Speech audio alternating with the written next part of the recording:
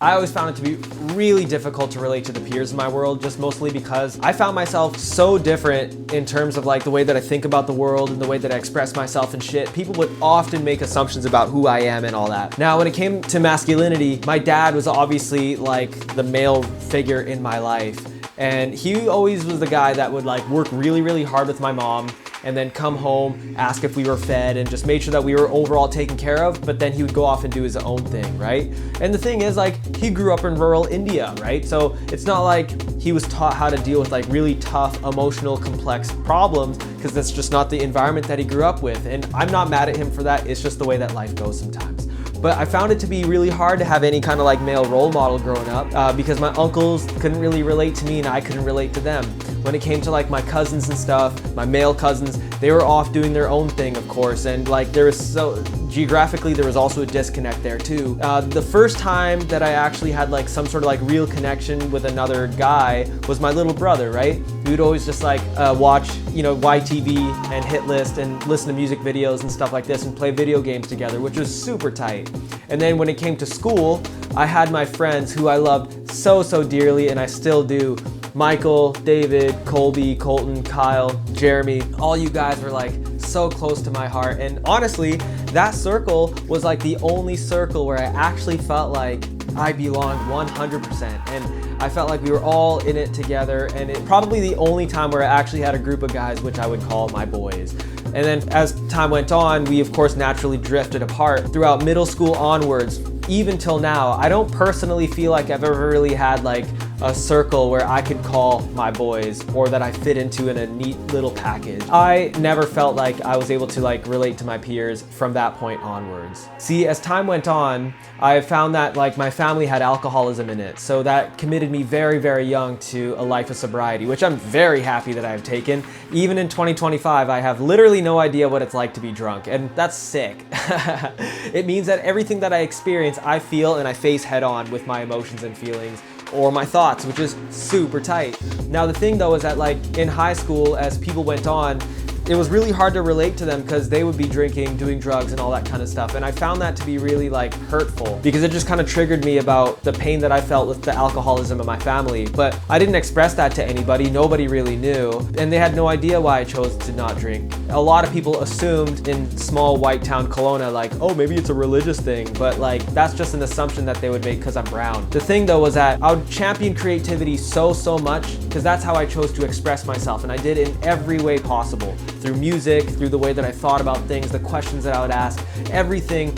Even I would take notebooks and just write words in any succession that I wanted, stream of consciousness, whether they made sense or not, whether they were uppercase, lowercase, regardless of spacing, even numbers and all that shit. It didn't matter because I was trying to create new neural pathways in my brain for creativity. And I would take omega-3 pills to create more myelin sheaths on my neural pathways, which would make the electrical signals in my brain go faster. So creativity was so important to me. I found it to be really difficult to have any kind of like figure that I can go to, a male figure, and be like, what should I do in this circumstance? What should I do in that circumstance? Just because like the people in my life, the older male figures in my life just weren't equipped for that. So what did I do? I went to people like John Frusciante. I would watch their interviews. I would see what he would say in his songs and stuff like this. And John was a hugely important figure in my life because after he nearly killed himself with drugs, he committed to a life of sobriety and made some of the most pivotal music in our generation with the Chili Peppers. And the thing about it is that he always championed creativity as like a form of expression. No need for accolades, no need for egocentric gratification, nothing like that. It was all about just pure expression of the universe expressing itself through you as a vessel, which is like so cool. It relates to me on like an intuitive level. I found it to be so insulting when people, my peer group in high school, would often assume that I was doing drugs because I was just so about creativity and expressing myself. I found that shit to be so insulting. So John was like a total breath of fresh air. And as time went on, there were other sober, creative powerhouses that I would look up to, like Henry Rollins. What was really special about Henry was that he had this like really tough, like macho exterior fronting Black Flag, but he also in his writing was like very nuanced and creative in his expression. And I could just tell intuitively that there's like a really strong like female essence to him, which was like really cool and inspiring. And then Tyler, the Creator, he was so out there with his creativity too. And a lot of people wondered like, Tyler's gotta be doing drugs because of how creative he is. That shit is not true. And that was so inspiring for me. And then even Kendrick Lamar. Kendrick is probably one of the biggest influences of my life. He's made To Pimp a Butterfly, which is my favorite record of all time. You could even see in the video for John Redcorn by Sir that Kendrick literally drops off like bags of weed to his homies while they drink and smoke up, and he's drinking a bottle of water, which is super dope.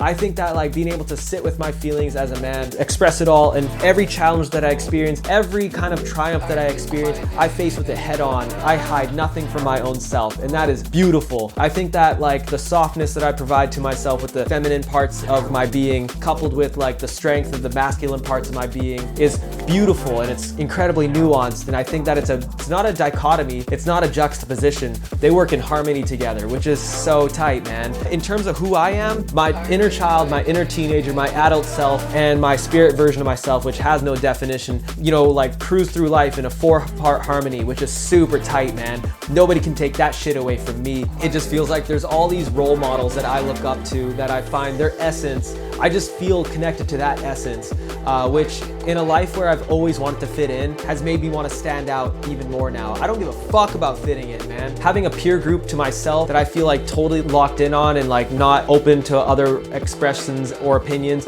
is bullshit to me. I would way rather stand out than fit in, man. And to have people like Nipsey Hussle, Kanye, before he went all crazy Nazi, you know, and all that bullshit, George Harrison, John Lennon, all those guys, Jimi Hendrix, all have like such an important impact on me. Makes sense as to why my personality is the way that I am, because I looked up to those guys. Those guys were my peer group that I looked up to. Their essence is what carried me and made me who I am. Coupling that with the feminine part of myself, which I totally like honed in on when I was living in Kelowna, and then I focused on the masculine part of myself. I just knew intuitively, like, now that I'm in Vancouver, I want to focus in on the masculine side of myself. And it feels great, man. I've got more muscle in my body than I ever had before. I have way less body fat than I've ever had before.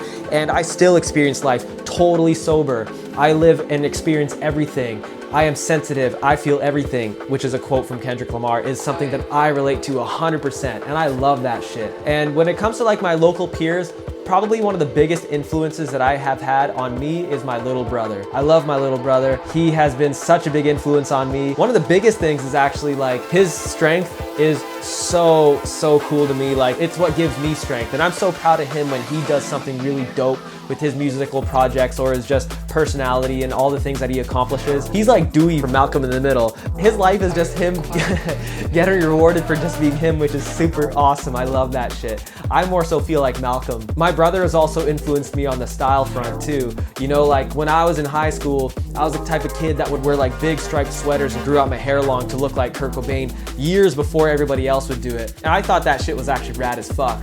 But like now that I'm growing more and more, I found that his bar that he set for creativity in terms of fashion has made me want to raise my bar. And now I think I'm pretty good, damn good at the way that I dress and shit, you know what I'm saying? So like, I really love that. And masculinity has always been an interesting part of my life, but it's a part that I really respect, and I've turned into the person that I wish that I had when I was growing up. But you know, now, when I have a kid in the future, if they want to paint their nails, I'll paint my nails with them. If, you know, my future kid or my friend group, they need to come to me and ask questions, I'll give them the straight truth, you know what I'm saying? Embracing the masculine part of myself since I moved to Vancouver has allowed me to be way more honest with myself and a lot tougher with my peers and my friends. And I'm way more able to like set up boundaries if I don't find that shit doesn't serve me anymore. And it's enabled me to be a lot more bold, and I'm proud of who I am, man. And yeah, I don't give a shit about fitting in anymore. I'd way rather stand out. And yeah, man, that's a personal sense of sovereignty, defiance, and power that nobody can take that shit away from me, man. I love who I am. I love who I am as a man, and infusing the essence of femininity inside my being too has just made me even stronger and a lot more expressive. I would much rather constantly open to new ideas and expressions that I've never had before, and that's what makes me whole. I love that shit, and I'll still keep on growing. It's 2025, and I'm so excited to see what the future brings, man.